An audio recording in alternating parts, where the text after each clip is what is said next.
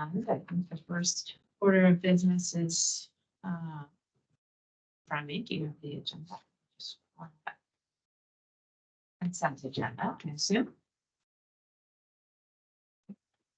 Oh, yes. Public comment. Do we have any public comment? Anybody online? We don't have any members of the public online. We have one member of the public in attendance. Tricia Gustafson. Yeah. Center, previous employee and volunteer and interested party and all of that.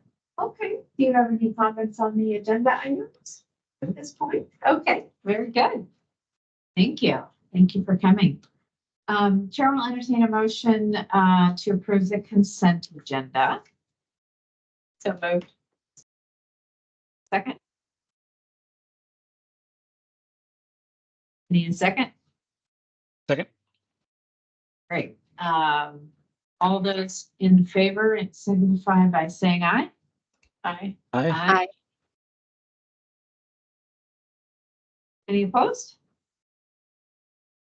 Right, consent agenda is approved.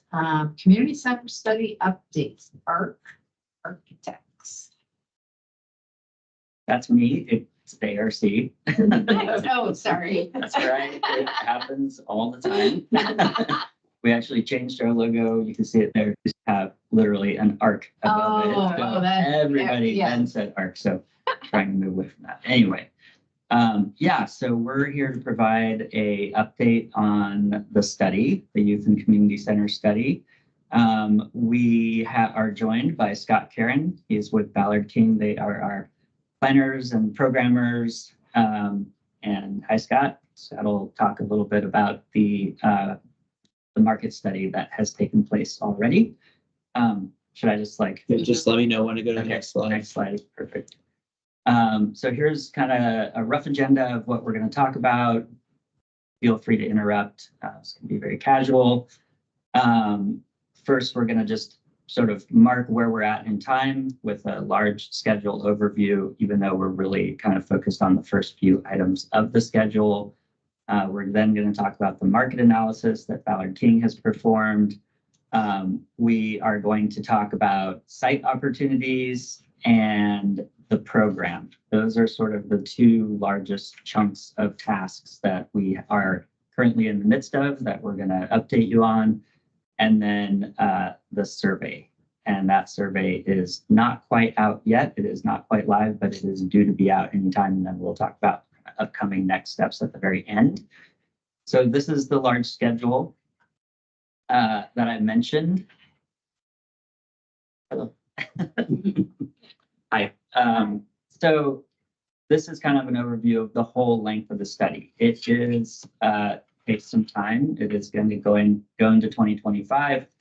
Beginning of 2025, we probably have 10 months or so left. The market and needs assessment is the very first thing. That is what has already been performed, and Scott's going to talk about in just a minute. That sort of sets the stage for us to understand the needs and helps us to start to get our arms around what the program might be. That's in architectural speak. For the program is sort of all the things that take place in the building. Then we're sort of right about to launch into identifying sites, and that is the next big step. That's item 3, and it is a very critical and important one because, of course, you can't have a building without some place for that building to live, and there are a lot of critical aspects about where that site is located and that really have direct effect on how well the building performs operationally and how well it's attended and what sort of niche it fills within the community. During that phase 3, we hope to identify many sites. We may only identify a few. I think that is a big question mark that is yet to be figured out. But assuming there are many, we will then enter into a site culling phase where there are conversations amongst ownership about the sites, but also with the design team about potential problems that we might see, wetlands, easements, encumbrances of any kind, those sorts of things. At the end of that phase, we hope to, and that's just a short phase, it's less than a month, but we hope to come away with at least 3 favorable sites that could work. And the design team will then do some more in-depth analysis and put together some preliminary concepts of what the building might look like on those sites. And that is also when we will have the second outreach point, which is survey number 2, where we will share out those potentially 3 options and get feedback again from the public. The first one, which I sort of glossed over, is survey 1 that's about to come out, and that is all about identifying the activities that are going to take place in the building. At the end of survey 2, and with discussions with stakeholders and I'm sure members of this group, we will come away with a preferred concept, which we will then take even farther. We will do geotechnical reports if we need to, wetland delineation if we need to, and more refined concept where we start to make it look more real with 3-dimensional imagery and things that the public can really react to from an architectural standpoint. And then at that point, we will have the 3rd survey to present that to the public and say, are we on the right track? And there will also be a public meeting at that point where we share the same materials that the survey will cover and make sure that we've heard everything and interpreted everything correctly up to that point, and we're not missing anything, in which case we'll then incorporate any additional thoughts. Once we're feeling like we're on solid ground with a good concept and we've incorporated everybody's ideas and hopes and dreams, and it's starting to come together, we will then put costs to it. And that will be both the capital costs of what it would cost to build the building, but also the operational costs of what it would take to run the building. And that is where Scott will come back into things. He's sort of the bookends of the project as the market and needs analysis up front and the operational costing at the end. Once we have all that information, we then put it together into a final report and typically make a presentation to a board to make sure everybody's on the same page. Next slide, thank you. Scott. Sure, and it looks like my camera is not working, but so I apologize for that. Not that you need to see what I look like anyway, but I'll run through the market. It's good to be working with you folks. I think we've worked, not me in particular, but I think you've worked with Ken Ballard, some of you on, or some of your districts on, or some of your cities on various projects over the years. And I know we've worked with ARC on a number of them as well. So excited to be back up in that area. So with the market analysis, the quick and dirty of this one is really we want to get a sense of what the population mass is, what the household size is, as well as the age and the median income. And again, although those are key factors when we consider what activities can and should take place within communities. And so what we did is we identified the primary service area, which obviously is the NPRSA boundaries. And so when we take a look at that, you can see on that top left side of it, a population of 150,000. In populations of that size, there are typically a number of recreation community centers, indoor recreation facilities that are available to communities when you start looking at National Parks and Recreation Association information. One of the things that bodes well for communities is to have a higher household size because that typically means then you are going to have children that are going to be interested in participating activities, or at least their parents interested in having them participate in activities. That's not to say that if it's smaller, that the needs may not be there. It's just the program may be different based on those types of things. Median age, we look at that again to take a look at, is it a younger community that has children that are looking at those type of activities, or is it older looking at more senior based activities? And so the median age there being 40 years old, which is it's right above the national average, but not too much so. And on the household size, it's a little bit larger than when you compare it to the national average. Then we look at median household income, because ultimately, as Paul mentioned, we bookend this project with the operations. Ultimately, we have to be able to fund a facility if it is so desired, but then also you have to be able to operate that. And so taking a look at what the household income is of a community is important to be able to understand what the fees and charges may be, but what the expectations of a community may be as well. One of the things that so all of that together kind of so if we take those four key components, I would say that all of those are good within NPRSA, are good indicators of success of these types of facilities in general.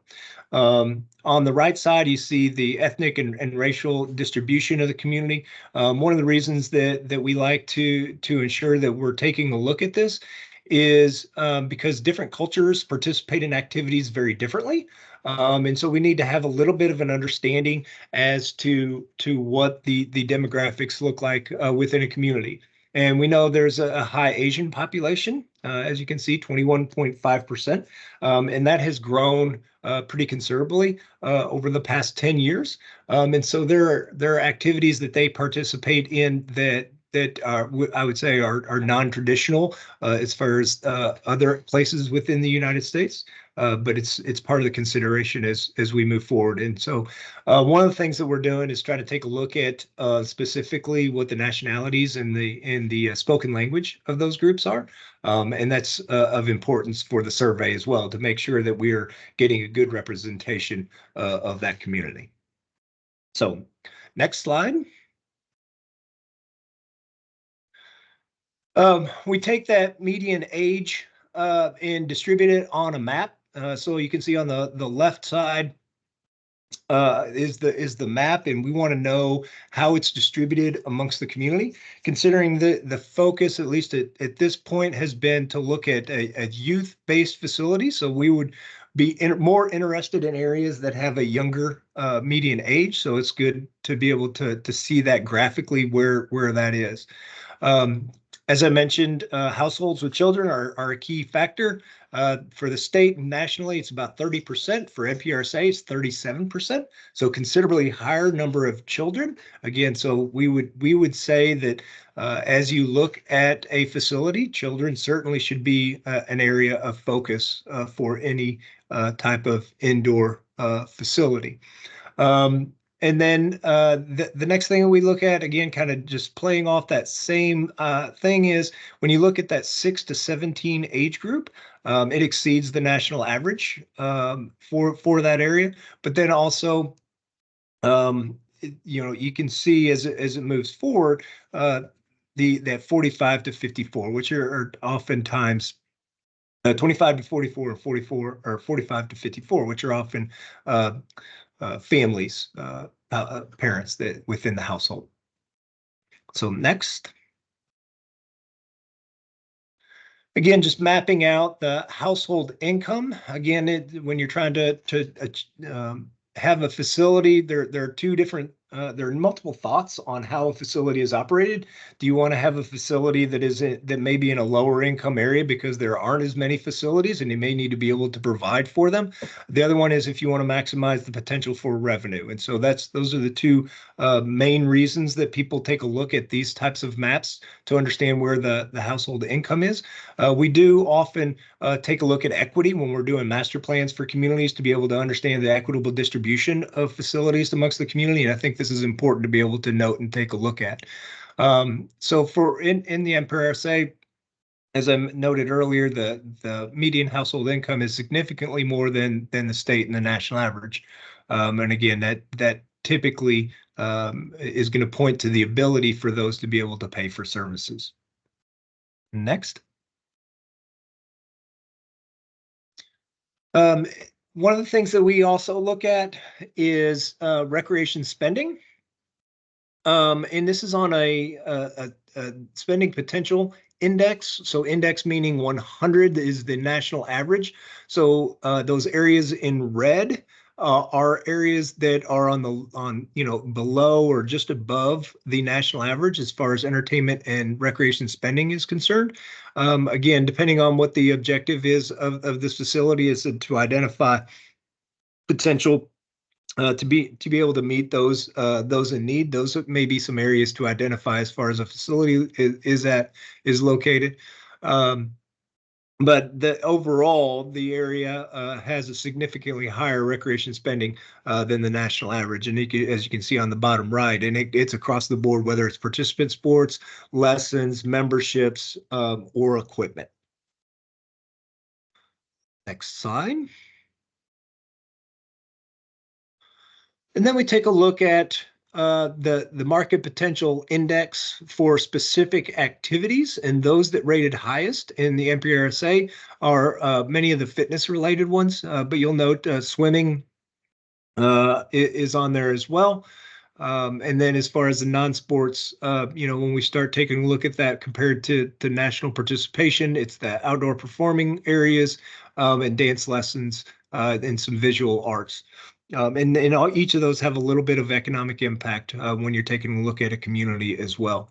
We do look at participation, the ones that, again, if it's youth focused, where the largest participation is by age group. And again, gymnasium space is typically what is the number one item for that age group, but as well as martial arts. And interestingly enough, pickleball, it has the largest participation. I think most often people associate that with that next age group, the second largest, which is the 65 to 74, but it actually is trending more on the younger demographic. So overall, again, just trying to balance out a facility. You often want to take a look at if the primary focus is on youth, you want to take a look at those that do have the highest participation rates, and gymnasiums is certainly one of them. One of the things that we see across the country is lack of gymnasium space, partially due to school districts who once were very cooperative in allowing the use of those facilities. However, as school security measures have increased, their interest in providing those spaces, as well as their own programs and activities, has cut out the public's use of those spaces.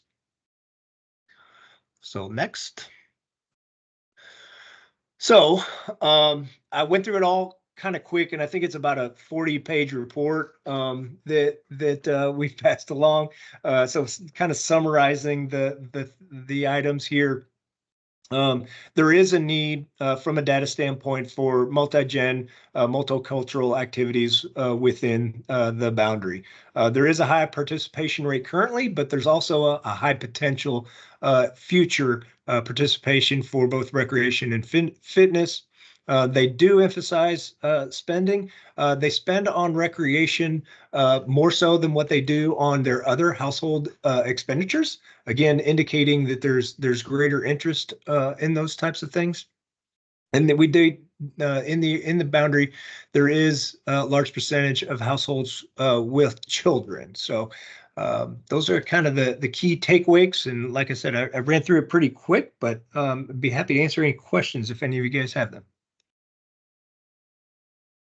Questions? Or questions? I have a question. Just on the timeline way back at the beginning, can you speak a little bit to how you're thinking about sites relative to the need to understand the program before you understand the sites? This isn't the end of the present. He's Oh. gonna go in. Yeah, I will make sure to cover that. Okay. Yeah, and just to give you a quick overview, each thing sort of flows into the next on that chart from an information standpoint. Mhm. So the market analysis is critical in starting to formulate the program. Understanding the program is critical for picking the sites for a couple of reasons. One, you have to understand the size of the facility and pick a site that could accommodate something of that size. And then two, depending on the makeup of the facility, there are certain sites that may or may not be beneficial because they're, next to a school, which might be great because you could use the fields or something, or they're next to a competing facility that you don't want to duplicate those, services. That's my question very much. Yeah. Okay. The survey is informing the program. It is. So how would Yeah. how would you incorporate those results into your site selection? It's basically by doing what I just described. It's Okay, like so those are serial then? 'Cause yeah, kinda they look are like they're sort of. overlapping. There's an overlap. We are going to start trying to identify well, I'm actually going to cover this quite a bit. Oh, So okay. I'll tell Go you for in it. just a second. Okay. Next slide. And actually, I'm going to, just to keep us all on our toes, jump forward like 5 slides until the color at the top changes, and we'll come back to site. One more. So good or? One more right there. Yeah. So the market analysis, it's data driven. It's basically what is popularity of things for the demographics of the area relative to national trends. And from that, you can infer that a lot of, you can infer a list of activities that should be popular and should be needed. And then you can compare that to the services that are currently offered and start to, figure out where there are holes that need to be filled. However, there are all kinds of factors that, let's say, I'm just going to pick this out of the air, but basketball comes up as not very popular in this area. That might be because there's a lack of facilities to do basketball, or that might be because there's not interest in basketball. So from that data, we need to then really test it with real world interaction with real world people. So that's where the public outreach comes in to play. And so that's how we've constructed the survey, which is right now to try to understand the program. That's this first survey. So I wanted to stay with program because really we're still fleshing out the market analysis in some ways. There are a lot of different activities that come out of the market analysis. And if we were just to ask in the survey for everyone to rank all these 50 things, people would be at it all day. And sometimes it's hard to judge one thing against another. So we broke it into 5 categories, and we are asking people to rank things within those categories, but we will then be able to take those rankings and compare them against one another. The top 5 things from each category might end up at the top of the list. So these are the categories that we came up with: indoor recreation, youth and educational programming, community and cultural activities, aquatics recreation, and outdoor recreation. And so when you see the survey, I presume everybody here will see the survey, that is sort of the heart of what we'll be asking people, is to rank within those groups how much they prefer to participate in these different activities. Next slide, please. So the survey doesn't allow for this level of graphics, but what you're seeing here is represented by the questions in the survey. It's just you don't get to see as many pretty pictures, or they don't get to. So for the indoor recreation program components, those are broken into, we've started to categorize the activities that we saw within the market analysis. Those are listed on the left that should be popular in the area, and started to combine those into rooms, which is what's listed across the top, so that, if you build a gymnasium, it's not that you only play basketball there. There's lots of things that can happen with the gym. So some of the ones that we've seen that were popular: walking track, futsal, pickleball, basketball. Those are the sorts of things that can happen with a gym that were also identified in the market analysis. Wellness rooms, sometimes called fitness rooms. Those are smaller in scale, oftentimes more one-on-one or individual participation. Things like cardio equipment, weight training, boxing, bouldering, or rock climbing could be within the wellness room. Then exercise studios, that's more like group exercise activities. You're seeing it there, but dance class, yoga, martial arts, that sort of thing. And then party rooms. Scott will tell you that the party rooms are, from an operational payback standpoint, a really critical part of the overall recipe. They're oftentimes associated with a larger room like a gymnasium, so that you can kids can run around and then they can come back into the party room and eat their cake and go back and run around more. And it's also can double as rentable meeting spaces. Okay, next slide. So that's the indoor recreation. One example of that, it's been down here. We just chose this because this is one that our firm did, but it's the Eastside Tacoma Community Center. It is primarily a recreation space. I should say that when we get the results out of the survey, it is not that we are going to be saying, okay, aquatic center edged out everything else, so we're going to be doing an aquatic center alone. It is meant to end up being a mix of things in the end. That breaking down of categories was just to make it more digestible for people. In this case, it is really a recreation center, but you're seeing in the bottom middle part there, that is also a large gathering hall. They call it social hall. You can have meetings in it. You can also have your martial arts or your dance classes in it. So it's very multi-purposed in that way. Next slide. The next overall category is youth and education. We sort of broke that into tutoring and study spaces, makers spaces and art spaces, teen rooms just for really gathering. And you can see kind of some of the activities that are listed there. And then that, coincidentally, that Eastside Tacoma had a music recording studio, but it could be music producing studio. It could be more like just getting together for a jam session or whatever, music lessons, but the music side of things. So those are identified in the survey as well. Next slide. An example of this one is the Kent Youth and Family Center, which we did a long time ago. It also has a gymnasium. So again, it's not just one thing or the other, but this one is primarily a youth center and it has a gym for the kids' activities to occur in. Next slide. Community and cultural programming, a large gathering hall. That would be likely similar to the one that I showed a couple slides ago in the Eastside Tacoma Community Center. Community gathering spaces, you can have performances there. Oftentimes there's a community kitchen and you can teach cooking out of the kitchen. Maybe there's a pea patch that's associated with it, so you can also have how you harvest things and then cook them. Movie nights, and probably the list goes on for that one. A classroom and meeting space is a smaller scale version, but it's really for gathering and for having meetings.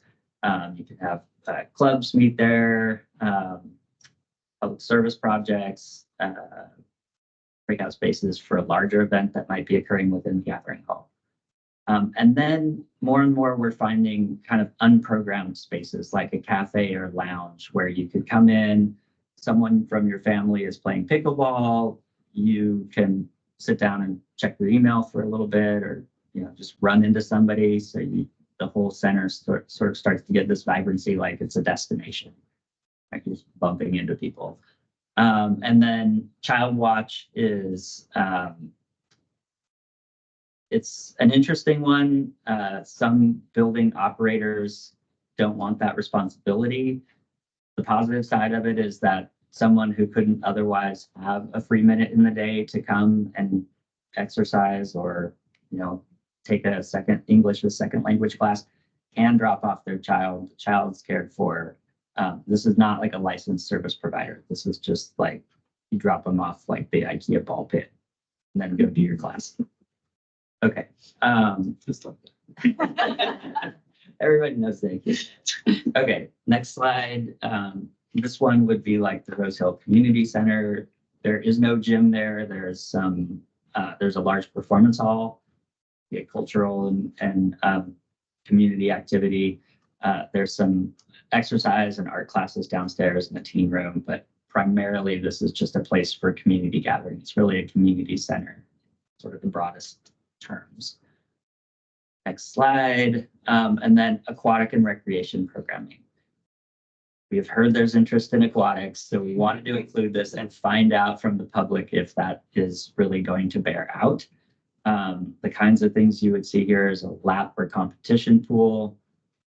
There could be a diving well, scuba training, water sports like water polo, competitive swimming. All of those things happen in that larger, cooler tank where you can work up a sweat and you're not feeling too hot. Then a recreation pool, or sometimes called a leisure pool. That is where your slides are and your lazy river and your zero depth entry for really little kids to come toddling into the water and not have it be too deep for them. Splash equipment, all that sort of thing.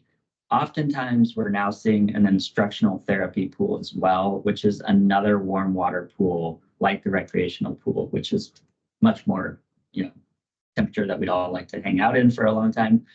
That's where swim classes can happen, physical therapy classes happen there, watercraft lessons, the list sort of goes on, but it's a very multi-use body of water. It usually doesn't have the kind of, kidney shaped things going on that the recreational pool does. It's more like just a rectangular pool. And then there's a lot of aquatic support things, which if it turns out that aquatics is highly interested, in the survey, we would probably get more into, but things like a sauna, lifeguard training classes, pool parties, the disposition of the locker rooms and all of that, those are details that we would get into if that was something that everyone is interested in.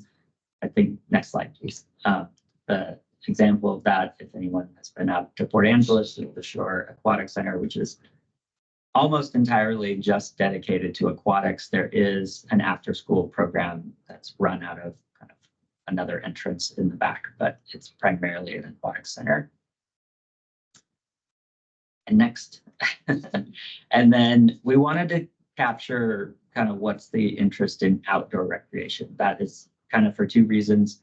Is there synergy between what's happening inside, and then people could go outside and have additional court space or a playground there or what have you. And additionally, that might also play into what site is selected. If there's a large park that has a corner that's not being used, this facility, whatever it is, doesn't have to be just on a site by itself. It could share with an existing park or something like that, where some of these other things might be happening. And so if we find that there's a great interest in baseball, then that might help guide us as we're looking for sites as well. I think the example next, please, is the Star Center and Sarah Playground, which is down in Tacoma, and the building is not one we did, but our landscape architect did the splash pad and the different landscape features that you're seeing there. Okay. Next slide. And I think actually we're going to go all the way back to the site stuff. Sorry. So this now gets to your question, which is, okay, now we've started to understand what the program will be at the end of the survey. We hope to be able to make those judgments and come away with a pretty solid understanding of where the interests are, confirming what we think that we have seen in the market analysis. And then we'll apply those to rooms and start to be able to adjust the sizes of the rooms. So if something's very popular, we'll make sure to accommodate for that. If something is just sort of a blip on the popularity, but it can be accommodated in a larger room like a gym or something like that, then we can kind of start to make those efficiencies happen as well, where there's multi-use, and then the different activities are maybe handled through scheduling. One day is this, another day is that. Of course, it's all the site hunt is going to occur within the NPRSA boundary, of course. And next slide. And we will be really looking for mostly publicly owned properties and honing in on those. We do have a real estate person on the team if we need to broaden the selection, but the timing of it is really difficult with a private property to be able to, this is going to be likely a bond-funded project. And so the timing of how do you negotiate for a private property prior to even the end of the study, let alone the bond going out, it does not work very well. So we will be looking for a publicly owned property, preferably by one of the partner cities that you're seeing there.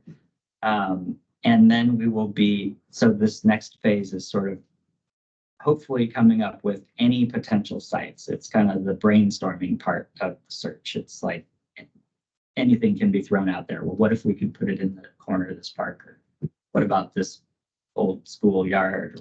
It's probably not a school, but anyway, that'll be kind of what could it be? And then we will go into the culling phase. And part of the culling phase will be an overlay with existing providers. That sort of strip horizontally down there where you're seeing a lot of action kind of through the commercial cores of the three cities. It looks like a lot is already being provided there, but a lot of that is private health and fitness. And I think we should understand that likely this facility is going to be serving a different slice of demographics than those places are, you know, necessarily serving. So we'll want to take that into account as well. So there's the benefit of being a lot through that core, which is that a lot of people can probably get there more easily than one of the more remote places, but we will want to make sure we're being selective about not putting something right next to, you know, one of the yellow ones, for instance. Community Recreation Center. I don't know what that one is. Like the YMCA. Okay, that's the Y. All right. Okay. The other side of the Yeah, that looks like that one. a college. Yeah, I think that might be That's you, Doug. Okay. We'll know it when we get into this a little bit more. So you're mentioning ease of access. Do you have like a transportation element as part of your site selection process? We will be looking at that, but we don't have a traffic engineer in particular on the team. So How about public transit? yes, Yeah, it has to be on a train. yeah, we will look at, I mean, that's something we can do. There's sort of a level that traffic engineers do beyond us, but we can find where the different traffic stops are and map how long it takes to get to different places from different other places. Okay, next slide. And yeah, zoning will be another part of the analysis. You know, we'll likely, I mean, if it's a public property, likely the zoning is going to be favorable, but it may not be, and we don't want to sort of start down a path that is going to have a lot of regulatory hurdles to get through and non-conditional use type facilities for that zone. So we'll study that. Next slide.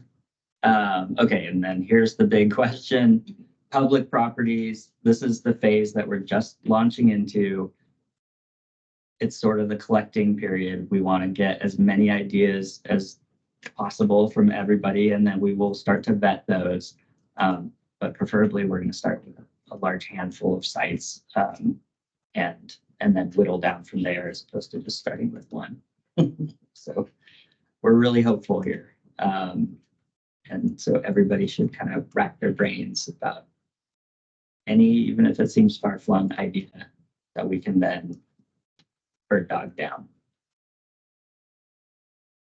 I think, yes, we have fun. As we're all going through our internal memory of public properties, a lot of those were very like spread out examples. It can be more vertical though, It right? can be, Okay. and there are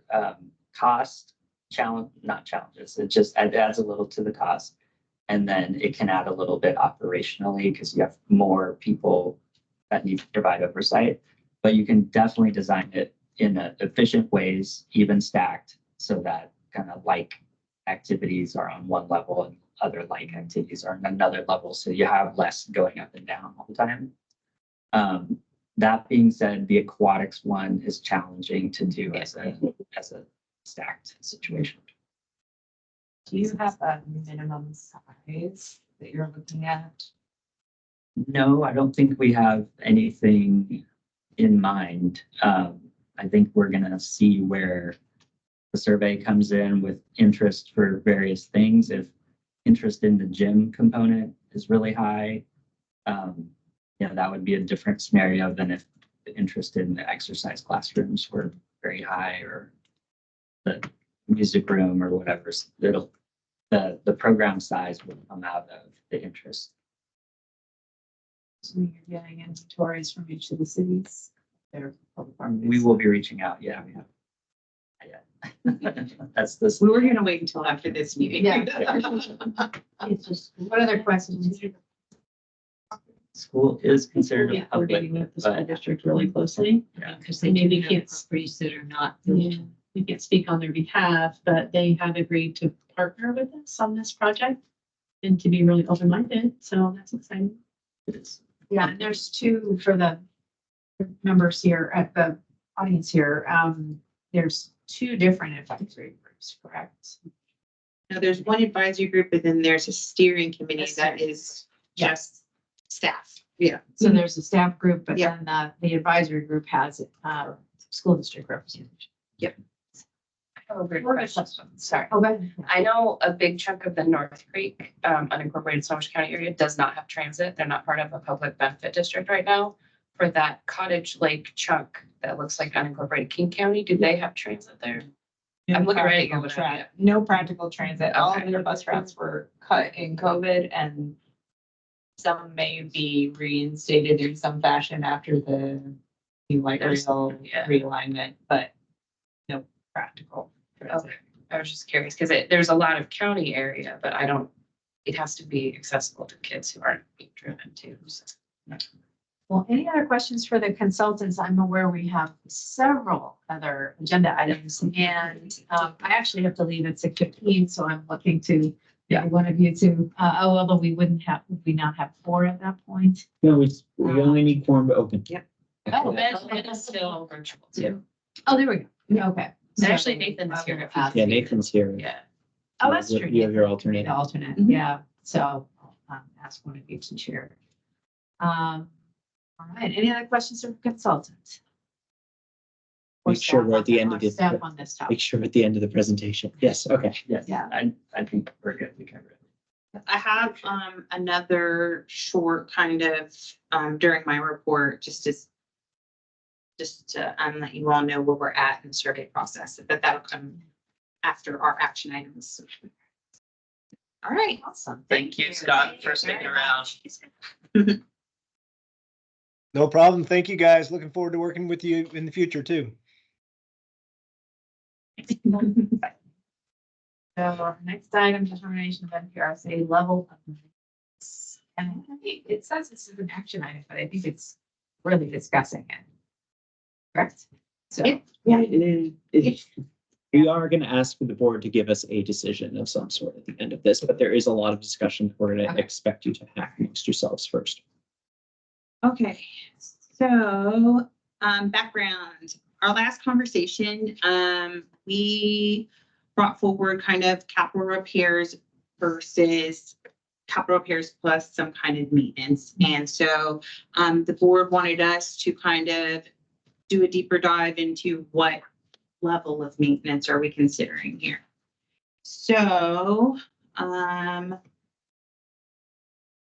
what we did is we went out and got some cost estimates on a list of specific capital components only.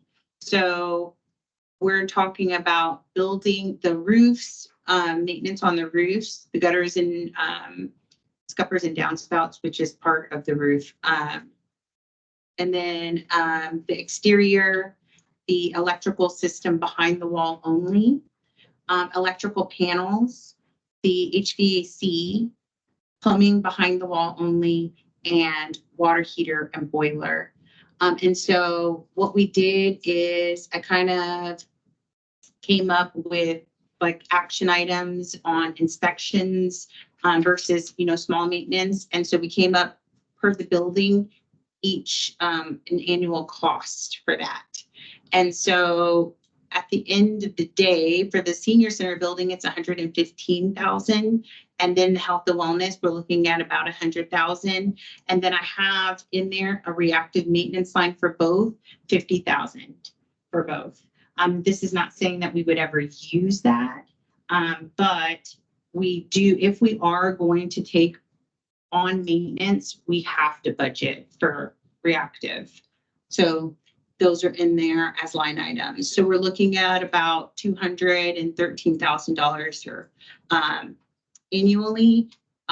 Worst case scenario, well, actually not worst case, but with a budget, with a buffer for reactive maintenance.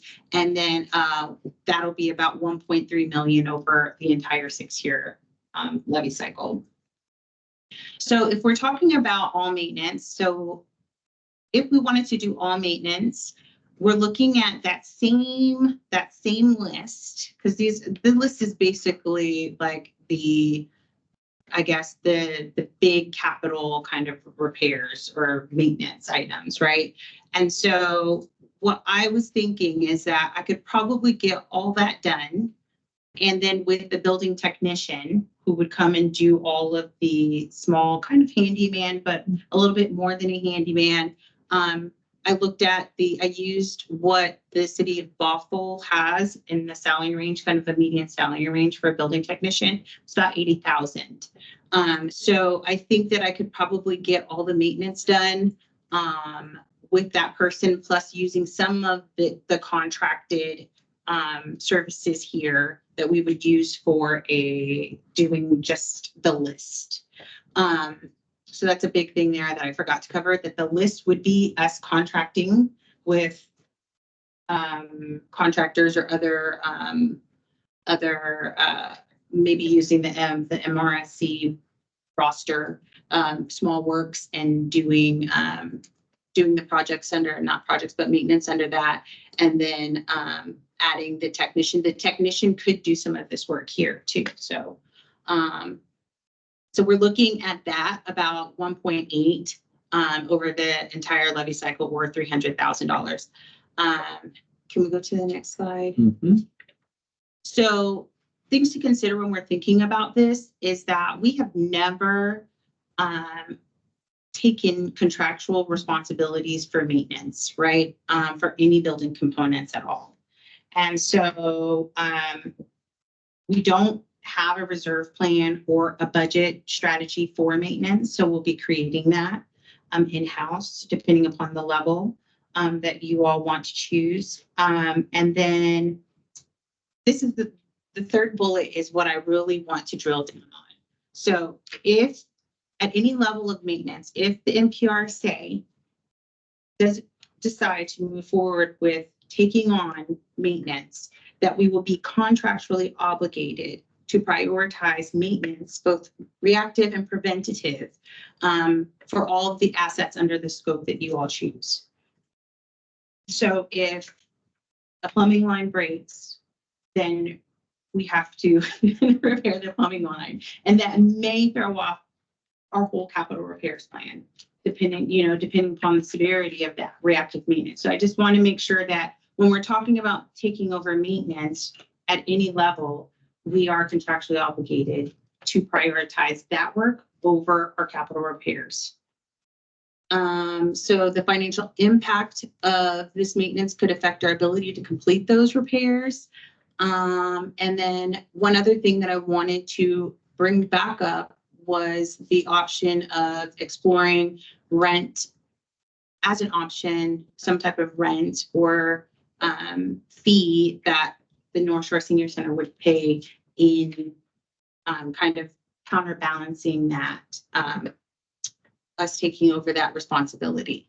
And then the decision may affect potential future levy rates needed to fund, depending upon, if we want to increase the levy rate to take over that, or we would apparently have to decrease some of our capital repairs to stay within the budget of the levy rate if we keep it the same. So next slide. So our recommendation, if the board does want to take over any maintenance responsibilities, our recommendation is that we only take over the list that I provided. It mitigates the need for a much higher reactive maintenance budget. And it also ensures that the major building components are being properly maintained, and that the senior center pay an annual fee to contribute to maintenance costs, as maintenance has been deferred for a period of time. So I don't know what that looks like, or if the board wants to even consider that. So I think After that is the action slides. The action slides are a little messy just because there's 2 slides, but bear with us. What we're asking here is for you all to discuss and come up with just basically what, between the options Christine presented, do we want to just stick with capital repairs like we did in this levy? Or do we want to take over some level of maintenance from the senior center moving forward? If we do that, do we then want to take on only responsibility for specific capital assets, which are these ones listed here? Or do we want to go with the full package, we do everything? What we are not asking at this point is to figure out exactly how we'll pay for that. We will determine at a later date by resolution of the board what the levy rate will be, and we will also sort of take into consideration at that point what the capital repairs plan that we're looking at for 26 to 31 would be, so that we can determine, can we afford to do this at the current 4-cent rate, or would we need to cut back too much of our capital repairs plan? Do we need to up it to 5 or 6 cents to be able to do everything that we want to do? That's a conversation for a future day. We can talk about it, but we don't need to actually decide that tonight. All that we need to decide tonight is if the NPRSA will take on responsibility for that list of items that Christine presented. Like they're both preventative and reactive, wasn't one of the options. The first one, well, either way, you want to. Yeah, so either way, even if we take over the list, it's still preventative and reactive. It just doesn't have the extra person. Correct. Yes. Okay, so that's the first one. Correct. Okay. The second one is just if you want to strike anything out of that list that we presented. Can I ask a Okay. question? Nathan? Is there something that's not on that list that you're like, oh, it really needs to be on that list? Candidly, as you can answer. You know, I think so. Our board talked about this and it's still kind of and kind of spoke to a little bit in the letter we sent out to board members.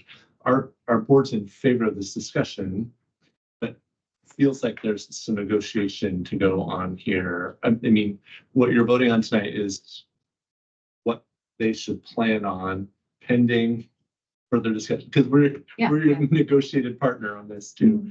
I think that in general, candidly, there are things that our board thinks kind of make sense for maintenance, like HVAC maintenance is expensive, highly technical, and tends to be outside the scope of our team.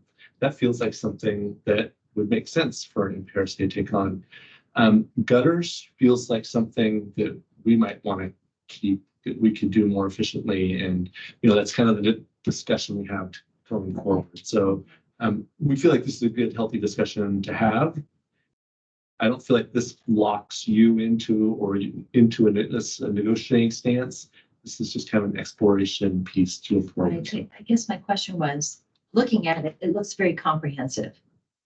But I don't build nor do I maintain buildings. And is there some piece, as you experientially live in this, my question, live in this building that got lost by the lost? And it sounds like all the major points have been hit and we're going to negotiate from there. I think this list includes everything. The items I would guess would make most sense. It may make most sense to have NPRSA take responsibility for are on this list. Okay. And more. Yes. Yes. Okay. And since we have limited time, at this point, let's appreciate all your input. I'm gonna need to focus on the members. Questions from the members? Yeah, Ben.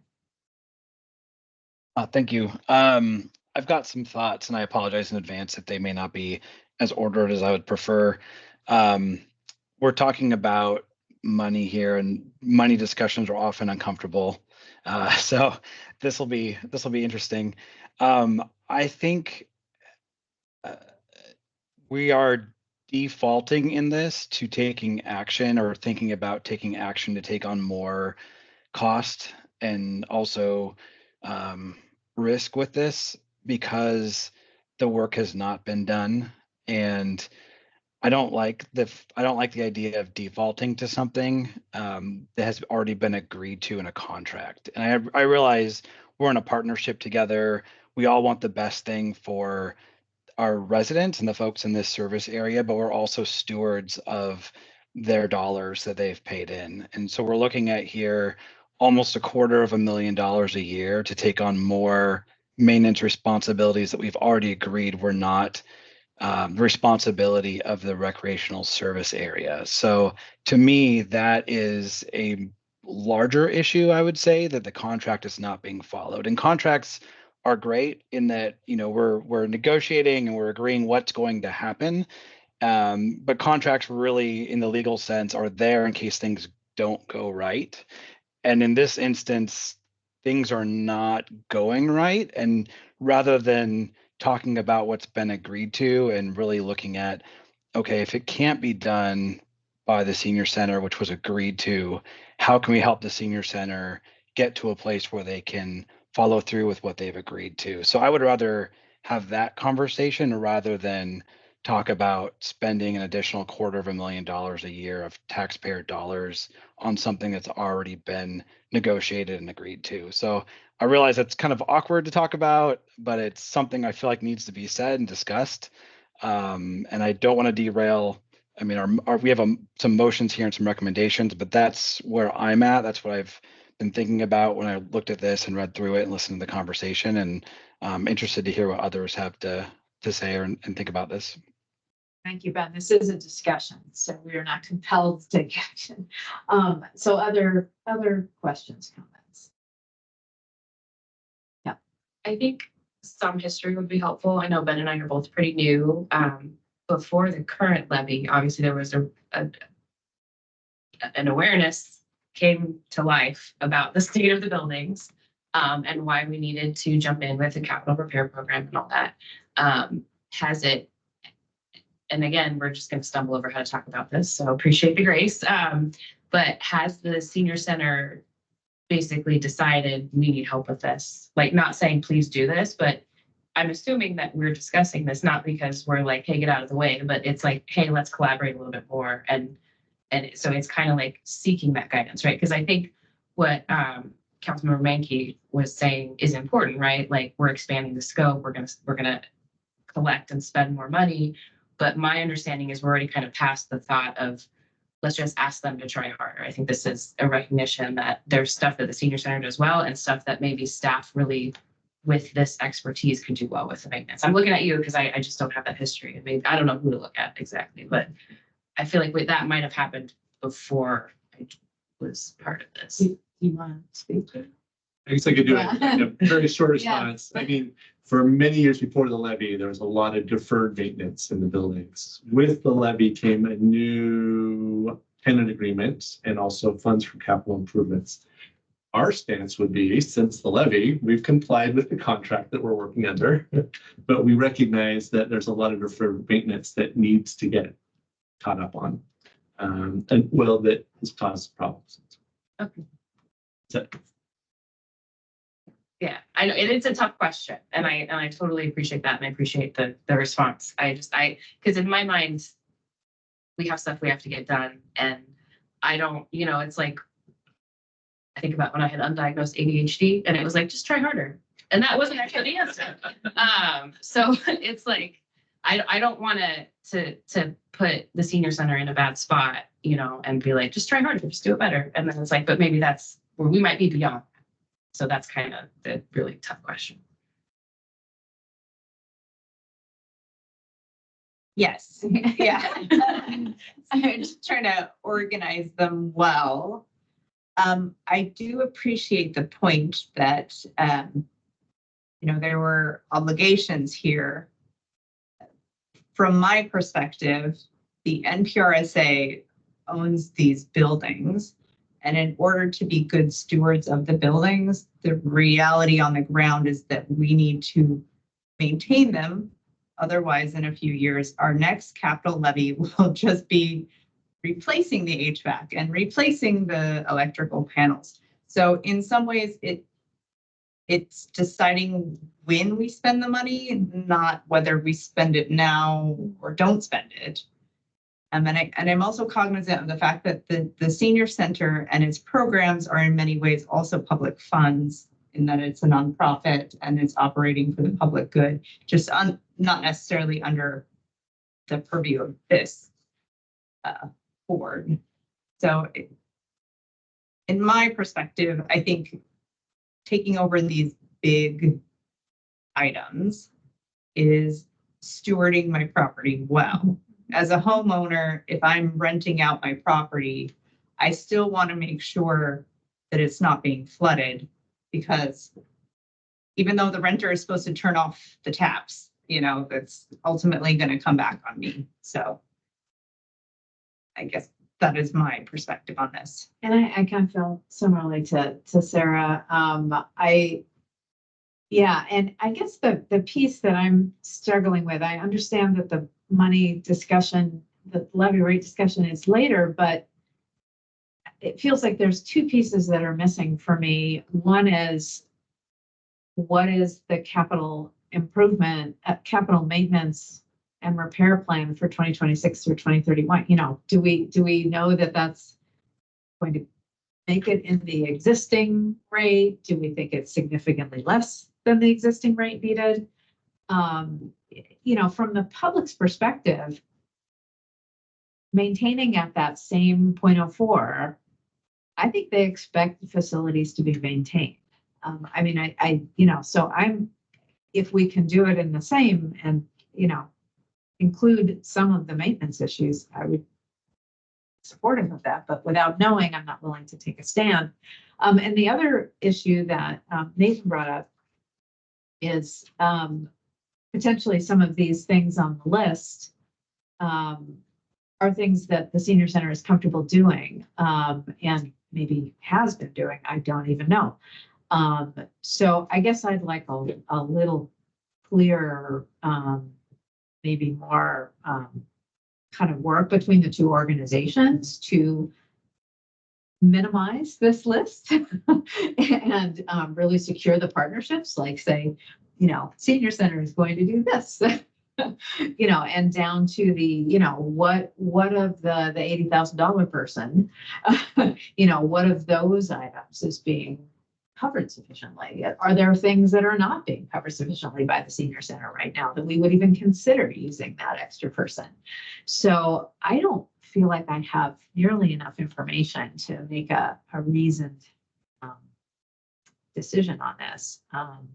And it sounds like there's quite a bit more discussion that's requested by other members as well. So To the point of the gutters and the scuppers and the downspouts, we have I believe a 25-year warranty for the roof, and the gutters impact that roof. We own that warranty. And so my thinking is that we would maintain the gutter and the scuppers and the downspouts because that directly impacts that asset. And so that's the discussion between the two organizations line by line that needs to happen outside of this meeting, right? We've had that discussion. Oh. Yeah. We did have that discussion.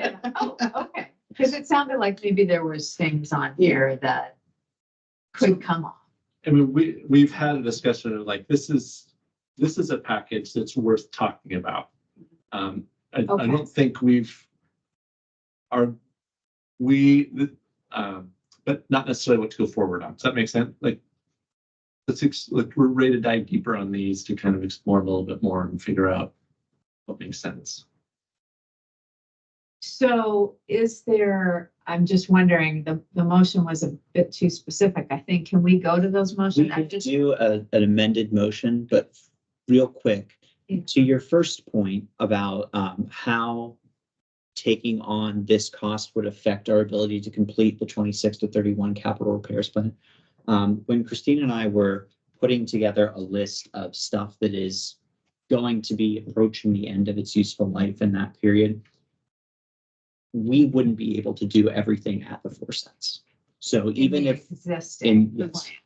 even if we are dedicating a sixth roughly of our total levy revenue towards this, that's not going to impact our ability to do the complete plan because we already weren't going to be able to do the complete plan. There's already stuff that we're seeing. This really should be replaced in like 2030, but we can push it out until levy 3, right? And then. Yeah, we presented that list of projects. Yeah, and we would be able to prioritize those projects to stay at the 4 cents if we want to take over maintenance or this level of maintenance here. So it's definitely doable. We would just prioritize, and the board does set the levy rate every year. The board does create the capital repairs plan every year. So that's something that we would do periodically, obviously, when we get into the next levy cycle. The other point I want to make real quick about this list and the negotiation of this list between the NPRSA and the NSC is that the tenant agreement will expire at the end of 2025 or 25, 26. I think it's 26. I think it's 1 year off. So negotiation of that agreement will begin in the middle of next year with the intention of having the finalized agreement go into effect January 1st of 2027. So I think what we're asking with these motions is the emphasis is on plan here, right? Because anything we're talking about tonight and any responsibility of maintenance that we are considering tonight is contingent both on the levy, the results of this levy that we're going to go out for next year. Because if we don't get the levy, then we don't have any money, so we can't do anything. And also this last bit, the terms of the tenant agreement with the North Shore Senior Center and how that is negotiated for our new tenant agreement. And in that tenant agreement, we expect there will be a list of these items are the responsibility of the NPRSA. These items are the responsibility of the NSC. There will not be the sort of ambiguity of capital versus non-capital that we've been trying to wrangle with for the past few years that has led to a lot of sort of lack of clarity about whose responsibility some of this work is. We really want to have that clarity. So we're asking the board for this decision, both so that we can start thinking about budget and we can start thinking about what our capital repairs might be, but also so that whenever it comes time to have those negotiations about the tenant contract, we have a list that we want to attach as Exhibit A or put right in the document itself, perhaps, that says this is what each member or each party to this agreement is responsible for maintenance wise. Does that make sense? We really just want an approved list so that we can focus not on all maintenance, not on a part, like it is really just this list versus all of this maintenance because Or none. Yeah, or none at all. Yeah, that makes a lot of sense. I think I shot myself in the foot. That plan is the point there, right? Because that is a list of like commercial landlords take care of that stuff. And thinking about it like it's not, because I was like, well, we're just setting this list so early. And then it's like, yeah, but we have to pass the levy. We have to have a tenant agreement. Like this is like the maximum plan for it. And then we'll pivot. So that makes me personally a lot more comfortable with it. I don't have a vote today because Councilmember Lawrence is here, but I'm excited to realize that.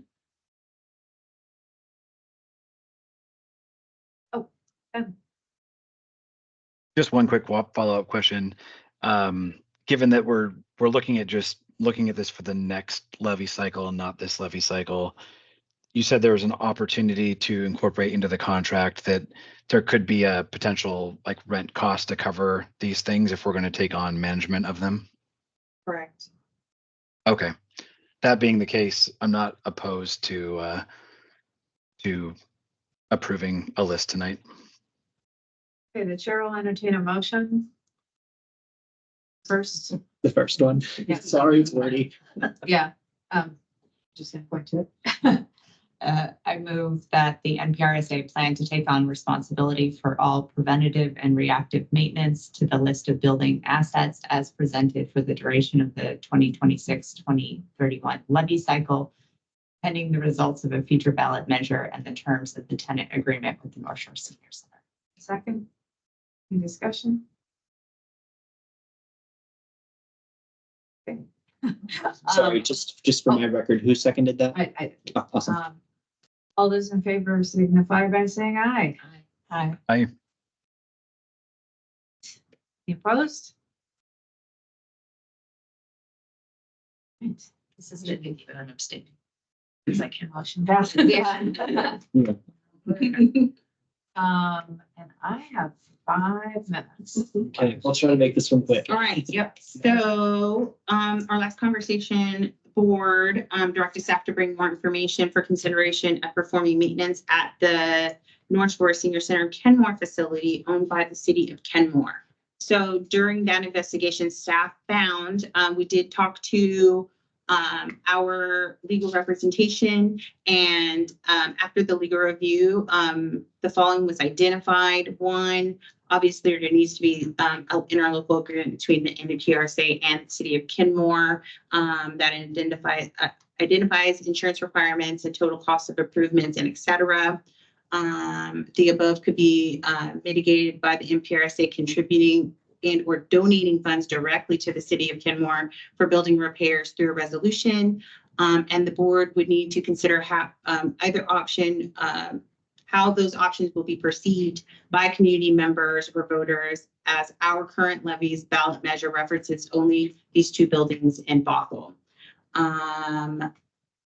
The North Shore Senior Center has also voiced their opinion about spending levy dollars on the Kenmore facility during this levy cycle. And then staff does not recommend investing in maintenance at the Kenmore facility. And if the board wishes to proceed any additional scope there, we would recommend it being added to the next levy cycle. And we are recommending. I have question, other folks? I just have a question. So to do any of this, we would need some sort of agreement and cooperation from the city of Kenmore. Have they asked to have this? No. Well, yeah. The council has for sure. So, and we don't have figures. We don't know what the capital repairs would be. I think it's super premature to consider this question at this point. That would be my opinion. So I guess unless people feel strongly, I feel like we need more information before we can even consider this question. Just clarification. So your council voted this was an item to bring to Well, NPRSA. we want the NPRSA to consider it. Okay. We didn't vote on it, but yeah. Oh, so it's Just like the the whole law- council has weighed in, or it's Yeah, the Okay. council has weighed in. Okay. Just like we have with the pool. Yeah, so, yeah, I think it's an issue of what is the scope for NPRSA? And we talked about the concentric circles, right? That, the current scope is these facilities. A potentially expanded scope could be supporting Kenmore, could be a community center. I think the community center isn't being considered for this cycle, right? And my question was, and I think I know the answer, but we don't have to wait the 6 years for another vote, right? Because you talk about the next levy cycle, but I think you can actually have another vote. I think it's confusing to the public, but you could. So yeah, I think that would be the time to consider that, since we don't have any information at this point about, I'd like to get to the point where we actually have some information about what the cost would be, and maybe that's an updated assessment. Because yeah, I don't know that we have a way to decide this. We sort of skimmed over this, but there's two options here that are identified. The first is for the ILA, and the second is for a donation of funds through resolution. Donating funds through resolution is easy. We just write a resolution that says we are giving the city of Kenmore however many $1,000s to do these repairs. For the ILA, which would have us actually perform those repairs, it's much more complicated. We need to have an exact amount of what we expect those repairs to cost. To do that, we need to have a really thorough condition assessment of these buildings. We have one from EMG that's a few years old. I believe it was conducted in 2020. We would want something more current and more thorough. The EMG assessment identified some sort of immediate things that they could see in the space of just a few hours. Yeah, this needs to be fixed. This needs to be fixed. But it also identified we need to have specialists brought on site for ADA compliance. We need to have all these other further bits of investigation done prior to being able to even give an estimate of what this work would cost. The issue with that is to get those assessments done can get really expensive really quickly. I think there's some hesitancy on staff's part to commit to those funds whenever we don't really know how this is going. Right, and that's my point, is we don't know any of these costs, and so it'd be great to get some sense of what are we really talking about before we even think about exploring it.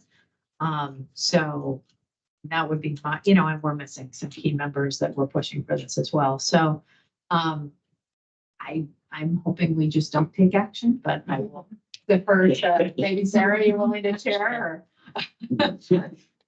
I appreciate it, sorry I had to leave early. Yeah. It's so we can just make a little comment Mhm. or gut reaction on this.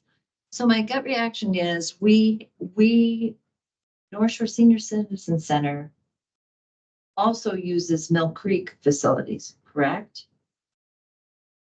So if we're helping out Kenmore, do we help out Mill Creek with what they're doing as well? And to me, that's a question that we need to put numbers with projects and put it to the public, because the public voted on these two buildings, because this is our jurisdiction where we have responsibilities for and we're accountable for. And to reach beyond to other properties that we don't own, I think we need to take and put before the voters. That's my first impression on that. And I would say that I have a similar feeling since this location falls outside of the levy's language. I'd be very hesitant to dedicate the levy funding to something that is not in the levy language. Future concentric circles could incorporate this, and depending on the costs involved there, but I would be very, very leery of putting current levy funds there. And just to clarify real quick, so the Mill Creek facility is outside of the service area, so even if we wanted to invest, we Yeah. could not do that. Right. Unless if we change Mill Unless Creek, we expand the unless service that's, area. which is another topic, right? Which is another topic. Isn't that one of our, no, it's not. Not It was tonight. on the left. It's on the left. It's on the That was left, on the letter.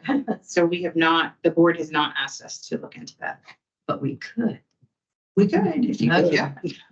I was gonna say too, this is nitpicky, and I don't do it very often, but the senior center doesn't use the facilities. The city of Mill Creek has contracted with the senior center to provide programming for their facility. Right. There you go. And that's the same with the Kenmore Center, correct? Ish. The city of Kenmore owns the Kenmore Senior Center and has a similar arrangement here. It's rent-free. We provide services. In Mill Creek, it is a privately owned facility that we Gotcha. operate. The city contracts with us to operate a senior center. We have a rent-free into their team. But yeah, outside the bounds of the NPRSA.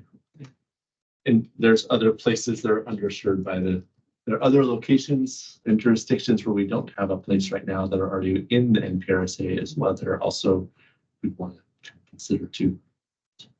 And that was gonna be my point, is I don't want people to be in sort of suboptimal facilities. Right. That sucks. At the same time, we can't go outside the levy. That's a great way to just never pass another levy. And it has to be all above board. And I'm not comfortable with NPRSA taking on even the initial cost of a building assessment. It's not our building. It's not I would think that that's something that the people approaching us have to come with. Like I would never go to Sarah and be like, buy my car, figure out how much it's worth. You know, and so it also, looking at that big map, if we were going to expand our facility footprint, obviously I'm not against that, but we got to be really thoughtful about it. And it can't just be, we have something here. It has to be, where can we serve people that we're just missing right now? So that would be kind of what I would hope would be a guiding principle of expanding our building inventory. So it sounds like we are not taking action on this item tonight. Did you want to weigh in, Ben? Yep, I'm with everybody else. I'm not in favor of taking action on it tonight. Okay, thank you. Thank you. And Nathan, feel free to raise your hand. We're trying to keep an eye out. Thank you. I appreciate that, but I'm in concurrence with everyone. Okay. virtual Nathan versus present Nathan. Okay, next is your financial report. Exciting stuff. I'll try to make it quick. So as you can see, we are right on track for our revenue summary for the year as of March. Our expenditures are a bit higher than we anticipated. The reason for this is purely administrative. We received a single invoice for an entire year's of admin services from the city of Bothell instead of it being split in two. That's why we're high in January already. That was strategic and purposeful, by the way. It wasn't that we just received it. I misrepresented, but anyway, that's why that's like that. We're already in the most current version of this report, which is not attached. As of April, we are under our projected expenditures, but still on track for our projected revenues. Our general fund balance, it's a little low. It's a bit over $220,000 or so. Again, this has since changed since the time of this report. We're at about 650 in our general fund right now. Our bond fund, you'll see we actually made an expenditure out of our bond fund this year. Our bond fund was opened about 20 years ago to receive the monies for the principal payments to the bonds used to construct this building. Over the time that revenue was sitting in that fund waiting to pay off the principal, it accrued about $180,000 worth of interest. We were advised by legal counsel that we can go ahead and spend that as long as we spend it on this building. So that is the retainage actually for the roof and HVAC project that we completed at this facility last year. The last one here is the grant fund that holds the $350,000 King County grant that we're using to pay for the ARC study. If you could look at it in March, there's just the first tiny little expenditure out of that of about $8,000. We've since spent about 60 to 70 more so far on that study. Here are the balances: 212,000 in the general fund, 115 in the bond, and 344 in the grants fund. We also still have a interfund loan with King County that we secured for last year, just in case we needed essentially the county to spot us money to pay for these projects while we waited for our tax revenue to come in. We have that full $1 million capacity in case we need it this year. It just has to be repaid by the end of December. Any questions about that?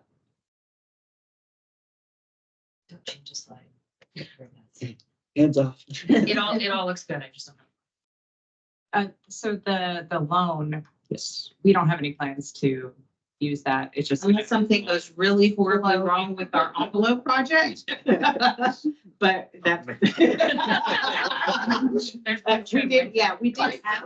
Yeah, we asked King County, we let them know that we did not use it last year, but we asked them if we could still access that money through this year. And they said as long as it was for the initial project that we presented, which was part of this envelope project, then we could use it, but I don't foresee us having to. So that'll go away in December. That line will go away in December. Thank you. Next is reports. Do you, sir? Thinking about dinner. Brats, apparently. All right. I don't have much to report. That just quickly, I was going to mention the letter that our board sent. We got it out the door to everybody. I hope everyone received that as kind of a ratification of and a letter of support for a lot of discussions that have happened in this room or with this board too. And so we've been having parallel discussions. They're excited also to get a joint meeting set up. I'm behind. It's waiting on me to, so I will expedite that to help get that plan.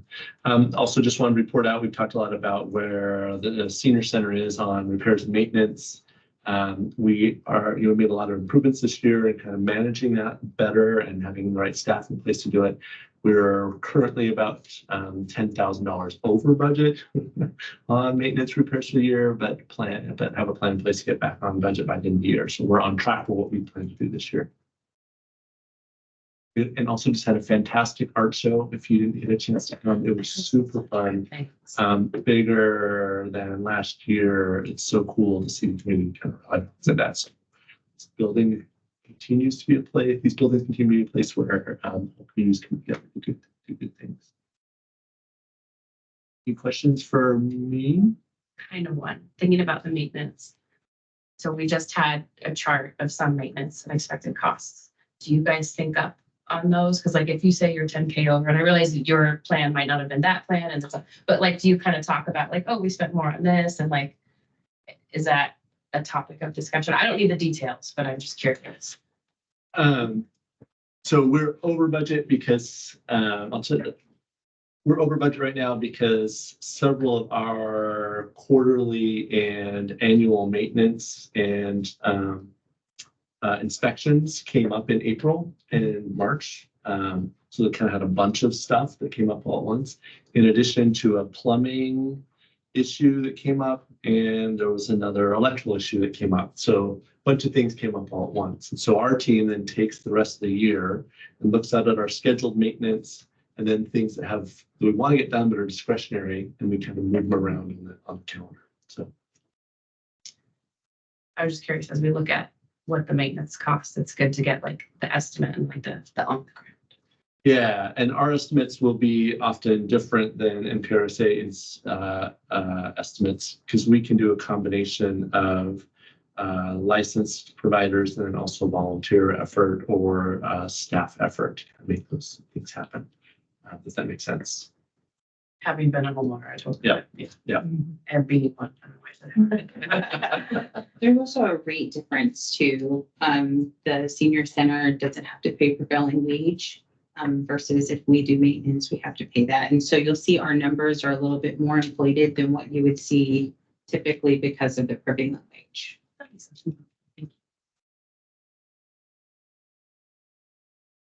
Thanks, everybody. So you can accept volunteer help. That's what you're saying. We don't always want to. I'm not going to volunteer to Right. Licensed But- professional. But volunteers, we've had some massive teams. North Creek Presbyterian is coming out on Monday. We just had Keller Williams come do a massive landscaping effort, donating a lot of supplies and materials in the effort. Our grounds are really going to kind of spark up here over the next couple of weeks to get that Nice. done. So, yes. That's something to get, in that, it's a rabbit trail, but in that negotiation is, okay, who can do and has ability to tap into that volunteer help and can do that. We tried to limit it to stuff that like has to or really should be performed. Yeah. as a professional. I think the only thing that was on the list was the gutters, but it just makes sense to keep that. But yeah, it's, Just do With it the for us to warranty, do it. yeah. they're pretty good at in roofing warranties, Right. making it. Because if we can track that, we are performing the maintenance ourselves, then, and the inspections, then if something ever happens to the roof, we have all that, versus, I mean. Yeah. All right, so capital repairs update. So the senior center and health and wellness envelope repairs. So currently we're doing, we're done with the scoping, but we're in the contracting phase. So we hope to have contracts completed in the next couple of weeks. Mobilization date, hopefully tentatively June. So that's moving along. The pedestrian bridge. So we had a pre-construction meeting complete. The scoping and contracting has already been completed on that project, and we have mobilization date for June 1st. And then our community center needs assessment. So we have met with our steering committee. So I reached out to representatives from all the cities, and then also the North Shore School District participated on our steering committee team. And we had them look at our survey. And so we got feedback from all of those people, and then we came up with our survey. The survey goes live on hopefully Monday. We chose to translate the survey into Spanish as well. So that's, we initially, 2 weeks ago, the survey was done, but then we decided to move forward with Spanish translation. And so that added a little bit of time, and I thought that it was worth it to move it back for that. And so we're hoping to get that live on Monday, and we'll be reaching out to each of the communication representatives at each of the cities and the school district, along with the senior center, with a media kit to help get our survey out on the streets. So that is the plan. So a quick question. I mean, it was identified that we have a large Asian community that has been growing for 10 years and continues to grow. And I don't want to shelve the Spanish speaking, because I think we need to encourage them to be there. But is the Asian community so diverse in the language that it's hard to pick? So it is, and also it was going to be almost $40,000 to do the translation for the the largest languages Okay. within the Asian demographic. Okay. And so we kind of made a decision there. In our limited English proficiency data, Yes. Spanish is really Right. the highest language Right. for LEP. And so, yeah, it makes a lot of sense to use the resources in that way, but great question too. And so the next step is our community advisory committee. So when we get the results from our first survey back, we can go to the next. We will be engaging our community advisory committee. These are the lists of agencies or partners that responded to our request, which was the NPRSA, the North Shore Senior Center, North Shore School District, the Boys and Girls Club, UW Bothell, Pride Across the Bridge. We did reach out to several other organizations, but we got no response. So I didn't want to call them out in the meeting, but I can send you the list of the list that we sent out. Yeah. I just got today an email from Celia at NPRSA about a new director at the YMCA. So I'll send you that info so you have it, but it seems like if that's a place that you reached out to, and you didn't hear back, there might have been job changes happening. Yeah, I think that'd be bad. I think we should send that information. Okay, awesome. That's a good point. Yep, so we'll be engaging them, and then hopefully, the results, I guess the information that we receive from the community advisory committee will help us make sure we're on point, that we're hearing what the community, what they're hearing in the community, and then we can move on and incorporate that information into survey 2. Yeah. All right. Any questions before we? That's all. So our future meetings will be, right now, we don't have a joint meeting scheduled. We'll hope to have one of those scheduled soon. Right now, our next meeting would be July 17th at 5 p.m. again here. That works for everybody. Did this time At this time, better, or? This should work. Today I had a conflict, but I won't next time. So next time will be good. And I was here the whole time. I just listened when I drove over. With the joint meeting, We're would a planning Wednesday for at July. 5? Okay. Yeah, it'll be an extra meeting. Mhm. So we're planning for July, but we'll get dates from Nathan and then shoot those out to you all, and then we'll see what works the best for everyone. I think you guys are Tuesdays too, and Kenmore's Monday. County Council seems to meet during the day, so. But so like a Wednesday at 5 would still be great. Or the time isn't so much, but just not Monday or Tuesday, please.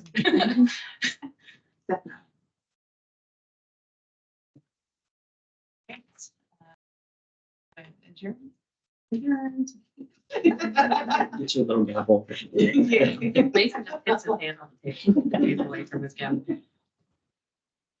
Maybe you should get a portable one, you just carry. I'm not gonna encourage it. Thank you. Hey, Amanda, can I ask a question offline? This is Marita Colburn.